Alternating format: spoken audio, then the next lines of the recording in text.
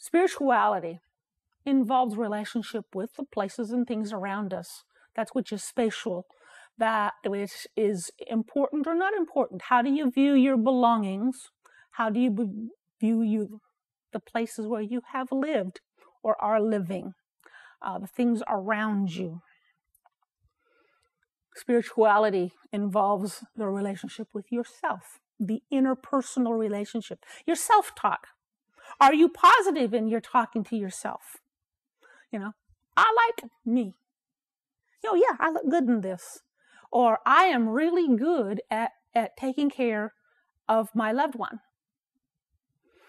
A relationship with others is the interpersonal relationships of spirituality.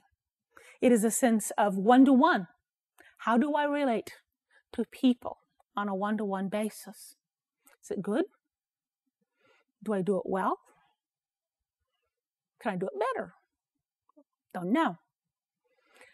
Spirituality growth is also tied with relationships among people, being corporate. That in terms of small groups, church, choir, Bible studies, support groups for Alzheimer's, support groups for cancer folks, people that have like-minded things, a quilting bee even, whatever it is.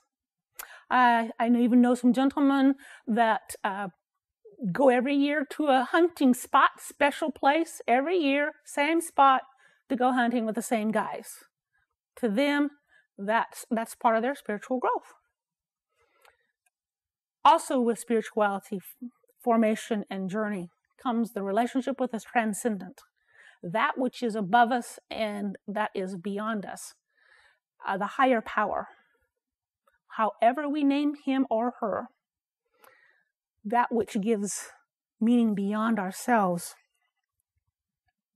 There are challenges to coping, and I want to acknowledge that. There are disabilities that we must live with. Sometimes in our life, we make decisions that bring us to a spot where we find ourselves with less social network. We may have moved away from family and friends, or making new friends, or we have moved our mother in proximity to us geographically when she has now left her old friends behind, but now she's with family. There may be a sense of isolation there. Sometimes a challenge to coping in caregiving situations is fierce independence. On both the caregiver side and the caregivee, I don't need you to take care of me. It's just as hard as it is for a caregiver to say, I can do this by myself. I don't need anybody else to help me. And then we become overwhelmed. There is also a challenge in irrational guilt. I didn't do well with my mother before. I had a bad relationship with my dad, or my brother and I didn't talk for years. And so now I've got to, I've got to make sure this goes well, and I've got to do it myself. And then, of course, there's a challenge when we have pity parties. When we say, oh, well, I didn't do it. Or the things of, I didn't do it right, and everybody's against me. I'm trying to do right, but nobody in the family agrees with me. Those are challenges, things to be overcome with the coping mechanisms we've already talked about.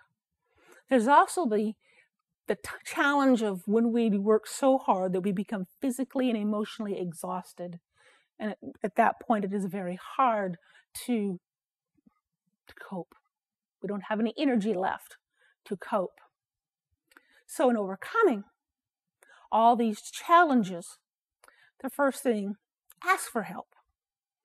Because everyday task of caregiving and self-care can be so energy intensive and time-taking that we don't have time to cope, and it hinders our quality of life, and it hinders the quality of life that we want for the one we are giving care to. Secondly, we can use art or music. Nature. This nurtures the soul.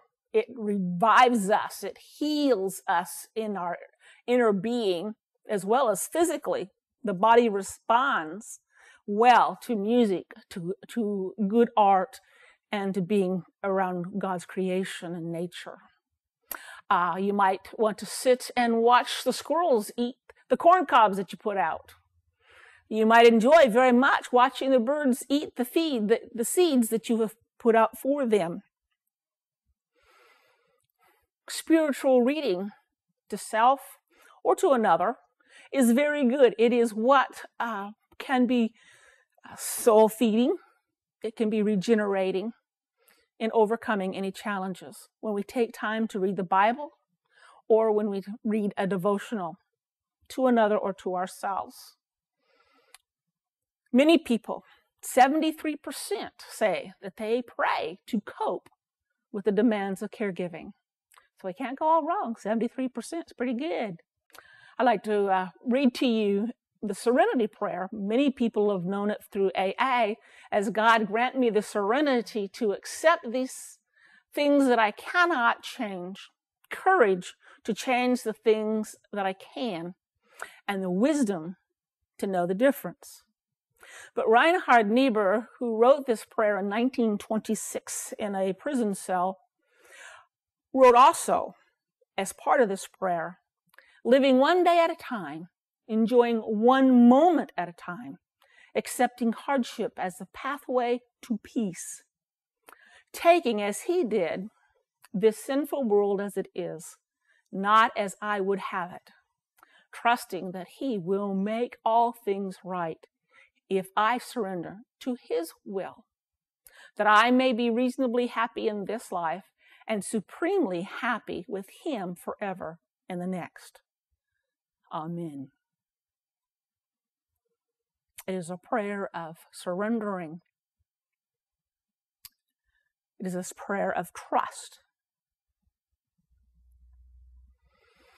One caregiver who got on a blog, which many people find very helpful, is to get on the internet to tell your story and give it out to the world, to whomever will take it, has written this about trust.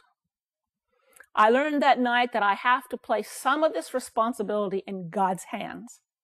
I do what I can and the best I can, but I cannot do all.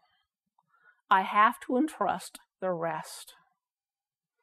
That higher power, that transcendence has to be in trust.